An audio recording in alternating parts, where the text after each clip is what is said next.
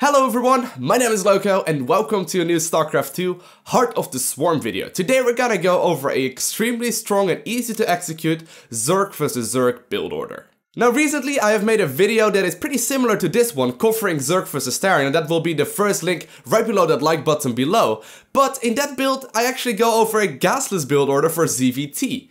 So this build is going to be the same in a lot of ways, however we do need to switch it up. Now before we will jump into the actual build order, it is important to talk about Zerg vs Zerg in general, talk about the strengths and the weaknesses and the current ZVZ meta in this video, because if you don't know why you're doing certain moves, it's not really relevant to make them, right? So first off, how does Zerg vs Zerg really work currently? Now a couple of months ago, it used to be very common to see Mutalisk play in Zerg vs Zerg. Nowadays that is very uncommon because people have realized that weirdly enough, Roaches counter mutas. Now you might be asking yourself, how do Roaches counter mutas? Because they can't lie on their back and like spray acid up or something, like they can't do that. So how do mutas get killed by Roaches? Now obviously the muta itself does not get killed by Roaches, but just the sheer amount of Roaches that you can create will be able to overrun the Zerg player that is playing Mutalisks. So right now, Roaches versus Roaches are sort of like the most common thing in ZVZ, both with the Spore Crawler buff and with people realizing that certain builds just simply overrun mutas. So usually we will see mostly Roach versus Roach in the middle and the late part of the game. That said, in the early part of the game you will see a lot of Zergling Baneling fights. And this is one of these compositions that a lot of people are having tons of trouble with. And the nice thing about this build order is that you don't really need to worry about the Ling Baneling micro, which is personally one of the reasons why I prefer this build most of the time. Ling Baneling micro, it is fun, but one misstep and you pretty much lose the game, right? It's very painful sometimes. So what is this build order that I'm talking about? What is a gasless Zerg vs Zerg build? Well, what we're gonna be doing is basically delay the gas geysers up until a certain moment, and we're gonna defend early on with building placement, which might be a little bit awkward for you, queens early on, as well as a spine crawler. So these three components will keep you safe against 99% of the Ling Baneling aggression that your opponent can throw at you. After that, we're gonna transition into a couple of gas geysers, go for a lair, go for double upgrades, and go for Roaches. Now what we're gonna try and actually reach is right around the 10-minute mark is when we wanna have +1/+1 done. We want to have Glio Reconstitution done, which is Roach Speed, and then we also want to have a big clump of Roaches to hit our opponent in the face and hopefully win, but obviously we will also transition into a third base. And after that, we just sort of attack and keep attacking and maybe drone up the third base, but mostly we're just gonna keep attacking. Now you might be wondering in what league can I use this build, and honestly, it is viable for pretty much every single league.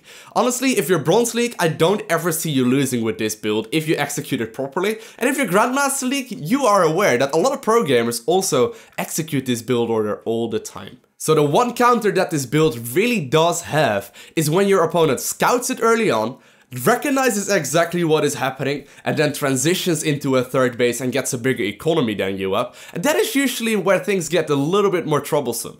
However, obviously, if you're in the lower league, your opponent probably won't scout it. And if you're in the higher leagues, you most of the time can still macro yourself out of this. So without further ado, let's jump straight into the game. Okay, so here we are in the actual game. Now I'm going to be showing you only the build order. So in this video, I won't be talking about scouting, and there's actually no opponent that I'm playing against either. This is just me showcasing the build. Now I'm gonna start off this build order with an Overlord at 9 supply. I will then follow it up with a Hatchery on the low ground at 15 supply. So we're gonna start our second base at 15 supply mark. After that, we will need to get our spawning pool, and I will be getting mine at the 15 supply mark as well. So that's 15 hatch, 15 spawning pool. After that, at 17 supply, I will get another Overlord. Once you have 18 drones mining in the main base, you can start redirecting the rally point from your main to your natural. So you know for a fact, every single drone from now on is gonna go towards the natural. This is just a little bit more convenient and allows you to macro a little bit easier. Once the spawning pool finishes, I start the queen right away in the main base, and as soon as the natural finishes, I will also start another queen. I will also start a set of scouting Zerglings, and the first drone that arrives into my natural will become a spine crawler. Keep in mind, I'm trying to put this spine crawler in range, so it will hit the ramp if it turns out to be necessary. So I can put my queens on hold position on the ramp, and my spine crawler can poke away at any kind of potential Zerglings.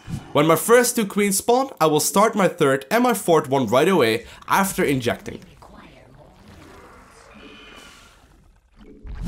At the 5-minute mark, I start double gas geysers once again in a natural, simply because I know for a fact there's 18 drones already in the main base. That is all we need, and we don't really need to mess with that saturation. I lay down 2 creep tumors with my very first queens, just to have some sort of creep spread going. I don't really want to get too much creep spread going, because obviously that will not really allow any energy to be on my queens anymore, and the transfuse is very valuable, so most of the time I will not put down more than 2 creep tumors. So things start to get a little bit more interesting when we hit the 100 gas mark, which is almost. I'm gonna be starting my lair up in the main base. Then I'm gonna start a double evolution chamber at the front as well. After that I will be starting up a roach warren, and then I will also start 2 more gas geysers in the main base. So what we built was a lair, double evolution chamber, a roach warren, and 2 more gas geysers. Once the double evolution chamber finish up, we want to start +1/+1 for roaches as soon as possible. So first off you want to be starting +1 attack, and after that you want to be getting the +1 armor upgrade. Keep in mind, in between, we're still making only drones. We will stop droning, however, once we hit max saturation. Once the lair finishes up, we will start Glio Reconstitution right away, and this is Roach Speed. After starting Glio Reconstitution, we will start Overseers and start making a ton of roaches. So right now we make non-stop roaches until Glio Reconstitution and +1/+1 are done. As you can see, these upgrades will finish up at the exact same time, so we can execute an extremely strong timing attack.